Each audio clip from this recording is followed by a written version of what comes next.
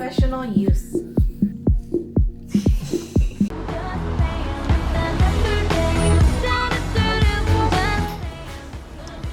It's Brittany, bitch. And I am back. Got lots to talk about today.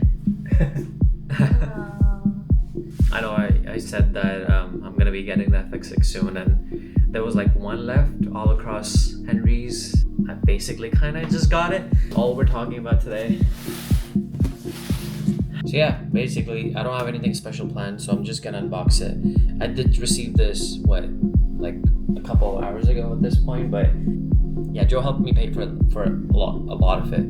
She paid $5,000 and I paid $5,000. That's how we did it.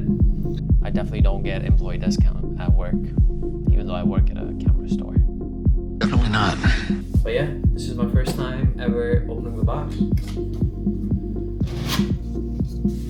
And thanks to Henry's Vancouver, by the way, for sending this super early. They had the only one left at Henry's all across Canada. And when I saw that, I knew I had to get it at the time, because if it went out of stock, I know it was gonna take a while. And I definitely didn't want to take, because I have some work coming up which I really want to shoot with this. So yeah, even the box is like a lot bigger. And so basically all I get here is like a charging cable or like a plug for the battery and stuff like that. There's also a USB-A to USB-C, and the last thing, which I'm super excited about, which I think it is what I think it is. I think it might be the side handle, which is super nice because I love the way, like, all the videos I've seen of people using the side handles on the FX6, you can rotate it like as much as you want, as much as you need to, and it just works wonderfully. So I'm excited. Side handle. A lot of the important buttons on here: a menu, a joystick, a record button, another joystick, the zoom and the wide zoom and the focus magnification. I'm assuming that's the battery. BPU70 battery, which is kind of like this one that comes from Sony. This is the official Sony brand one that comes with the FX6. You can get the more expensive ones as well, but there's like a BPU100, which is like 100 watt hour battery that comes with Sony. It's like $1,400. It's that big. Same as the S5. So yeah, that's the battery that comes with the camera. What's next? What's next? Part of the car? Just the power brick that charges the camera or charges the battery, something like that, or AC power the camera. So that works. The official Sony BPU battery series charger. It's the hood. The hood. Hood for the FX6 LCD screen. There you are. So that's how it opens up. The LCD screen for the FX6. It comes with a cable. It obviously is nice. It's touchscreen as well. And yeah, I am looking into solutions for maybe getting a monitor at some point.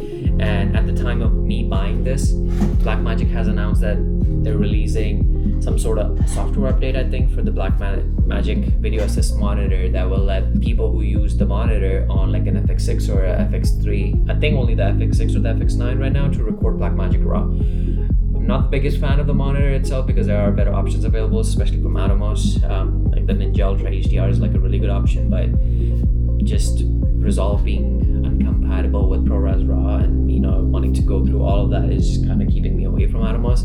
Just like my FX30 and the FX3, FX6 comes with a top handle with two XLR inputs right here, and it has all the dials and everything, just like the FX30 and the FX3 handle. And I think the FS5 also has the handle, which has like the ones on top, and the Z190 as well, which I used at school. Moment of truth. The moment of truth.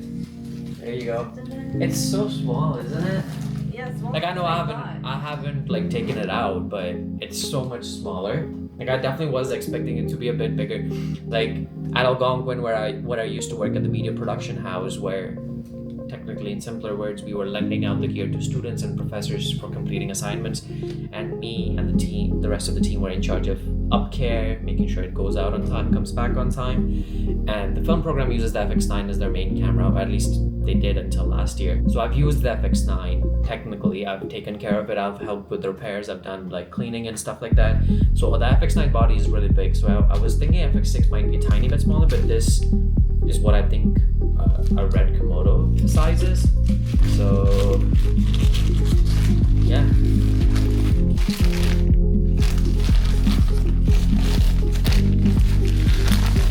Wow. I love the color.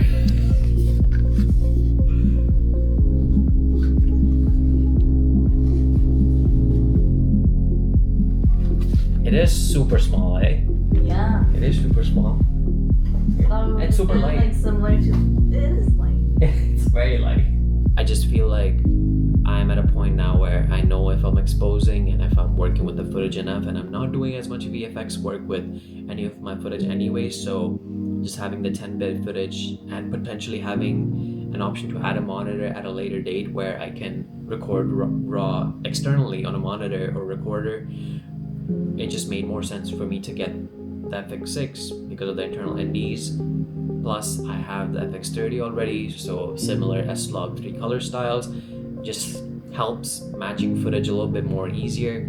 But yeah, that was like one of my main reasons why I got the FX6, and I felt like it was time for an upgrade, especially because of the fact of how good the autofocus system is. And I know potentially I want to get into sports, mostly hockey, and I know just having a camera that pretty much does it all and it's full frame at the same time like really does help a lot, because I've used the FX30 and in conditions where I was recording the fans, I've noticed some problems at times. So just having a full frame camera that kind of does it all, keeping the exposure balance with like electronic ND, like really does help. We didn't even have a look at the sensor yet. Nice, hey. I feel like a kid right now. Is that normal? You're a little toy. I think it is normal. I haven't bought a camera in a while. I mean, at least not a video camera. And Joanna was looking at me like, you just bought like 2 film cameras. I did, okay, I did. But yeah, I'll probably see you guys in a bit where I have it rigged up, have my table a little bit more clean, and yeah, I'll see you guys then.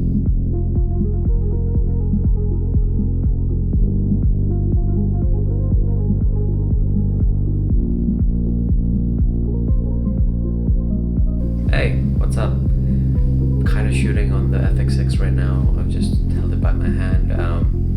Kind of rigged it up with pretty much all the stuff that I have right now.